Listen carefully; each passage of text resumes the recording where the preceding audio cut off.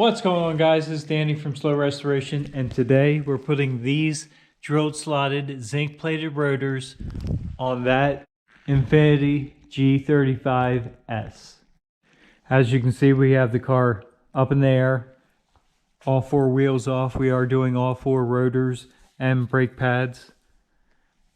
So with the wheels off, the first thing we need to do is you can turn the tire, turn the wheel.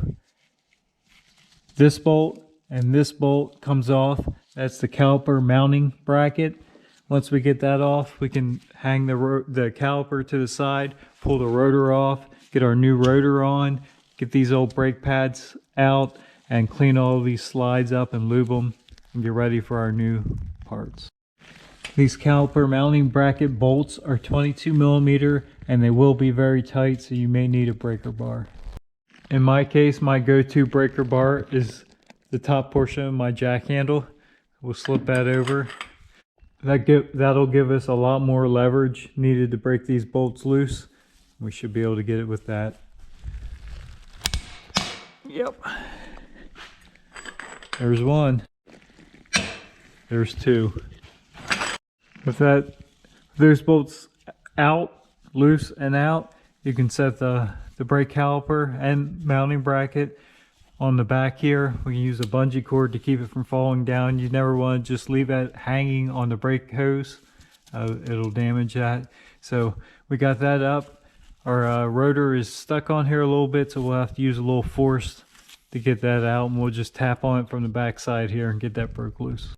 Couple light taps with a hammer, break that rotor loose. Go ahead and pull that off. You can see the hub bearing there. We'll clean that surface up and get it prepped for the new rotor. Just do a quick wipe down of this mounting flange, make sure no debris is in there, and get that new rotor installed on there. Because these are drilled and slotted, they are directional. As you can see, ours is marked front passenger side, so we know that side it goes on. There we go. That's going to look so much better as you peek in through that rim and see that bright, shiny, drilled slide rotor. We'll loosen this 13 millimeter bolt up, take it out. With the mounting bracket hinged back, then we can pull our pads out.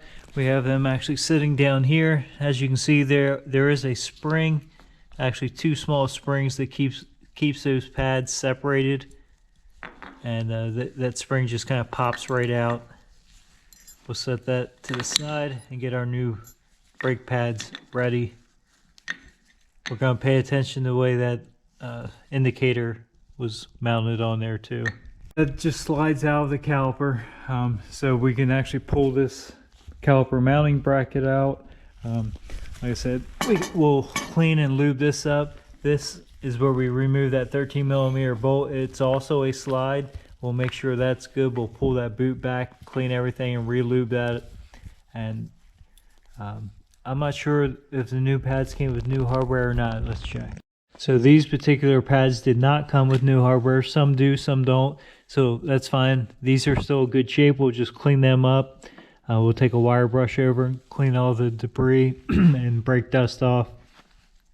And we'll lube those up and get our new pads installed in there and reinstall our springs.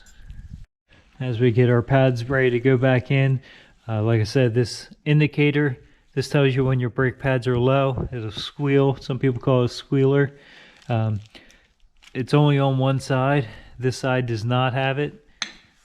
So the inside pad near the piston is typically the brake pad that will wear out first. So as you can see here, we have two of that side. One has an indicator on this side, that one has an indicator on that side, and we'll just match it up and use the one that's the same. With this portion, the caliper mounting bracket cleaned, we'll take some brake lube. Like I said, we just slid this out, lubed it up. We'll slide that back in and pop the boot back on. Once I have two hands, there it goes.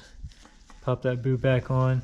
We also lube this up and go sparingly, but you want to, anywhere there's metal to metal contact where the brake pads sit, slightly lube them up too. You will need some fashion and some way of Compressing that piston in the brake caliper. These are single piston, so it's pretty easy. They make a tool that goes in there with a T-handle and a bolt. I typically will use a C-clamp like this and just go inside and compress that.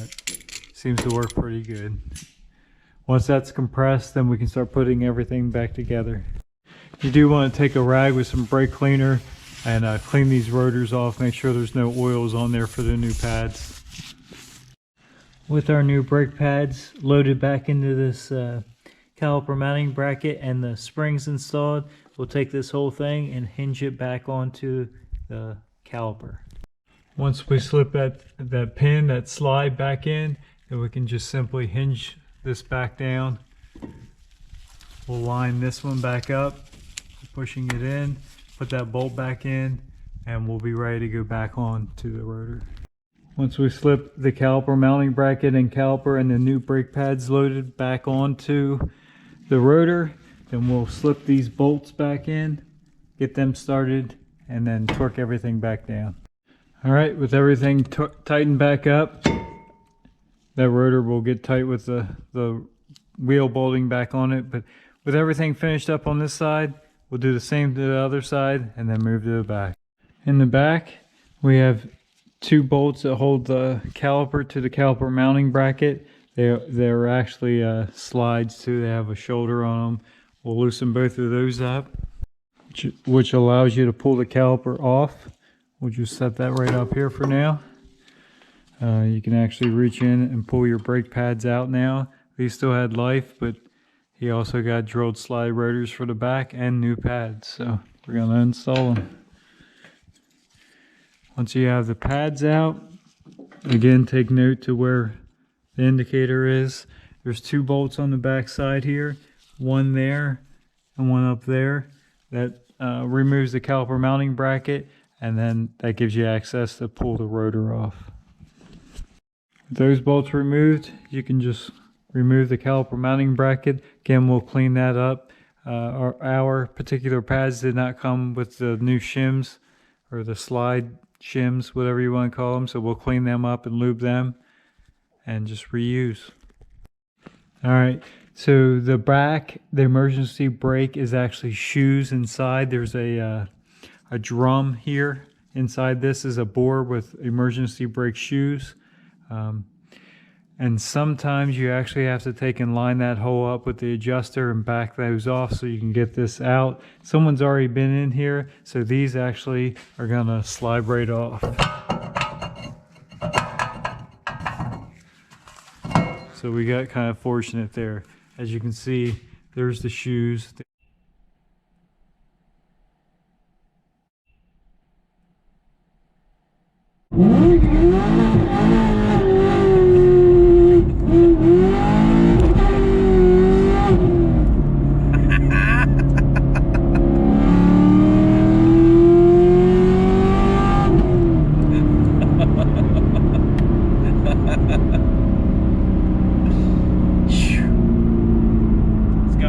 Brakes, so they're pretty good too. Locks it up pretty good. Yeah. I noticed that.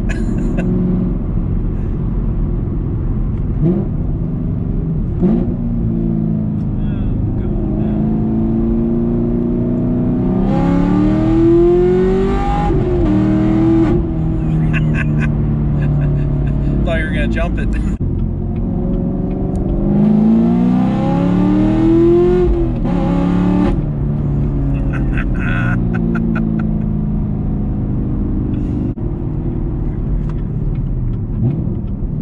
That rev pitch is so cool, man.